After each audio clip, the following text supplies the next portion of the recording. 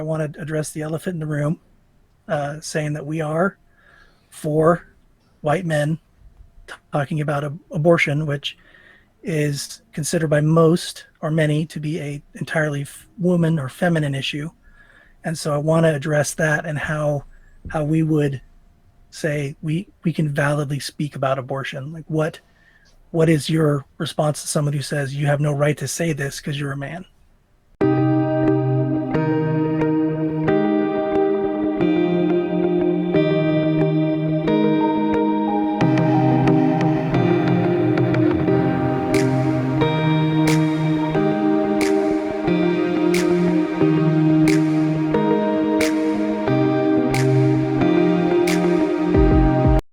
What is your response to someone who says you have no right to say this because you're a man? Yeah, I love the. I'm gonna steal Clinton's thunder here, but Frank Beckwith's got a line, and I think it's defending life that arguments. I'll keep it G, but arguments don't have gender. People do, and so it really doesn't matter who gives the argument or where the argument comes from. The issue is whether or not are the premises true. Is the argument sound?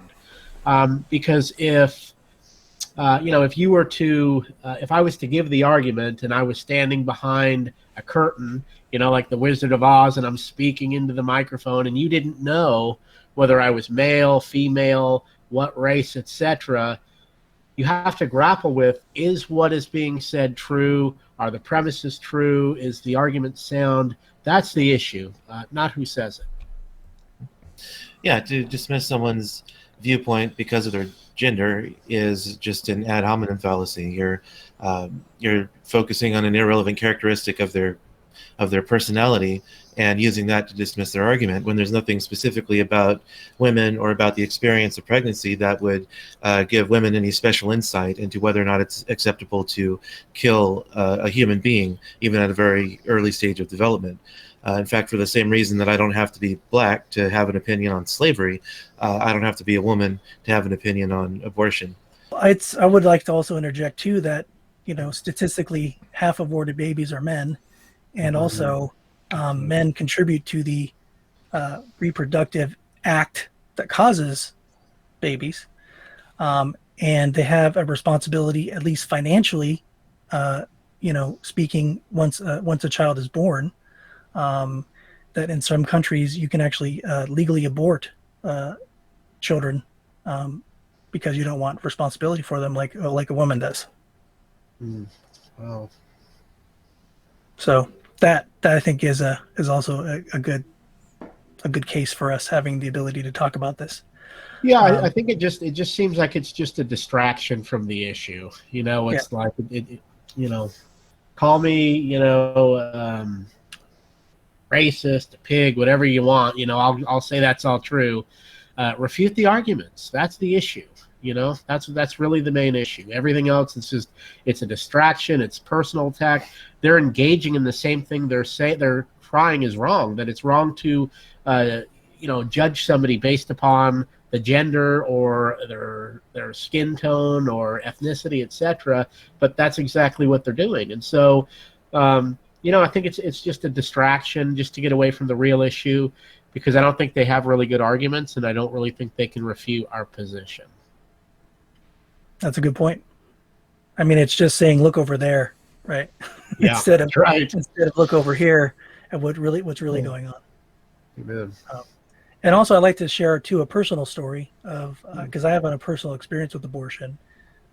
When I was 17 years old, my older sister had already had two kids. By that time, I think one was like 18 months and the other one was 3. And so she came by our house, or actually an apartment. I was living with my dad at the time, and she wanted me to watch her kids while she went and had an abortion. And I looked at her and I said, listen, I love you, and I'll do everything I can. I'm only 17 years old, so I really can't do a lot.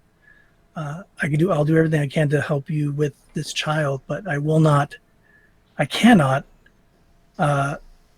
participate in this action. Wow. And so she left and she was upset. And so later she called my father, and he talked to me. He brought me into the kitchen and he sat me down. He said, "Listen, this is my house. This is my place. If you live under my roof, you will do what I say. And I say you are going to watch your niece and nephew." Wow. So that's that. And that was it. That was all. I mean, and I had a lot of guilt for a long time about participating in that, because I was not in a place. I was still in high school. Right. I was not in a place to say, no, I'm going to leave, or I can't, I don't agree with this, and I don't agree with you. And, I wasn't, and also I wasn't at a mental place, Right. to be able to counteract your father who's ordering you to do this.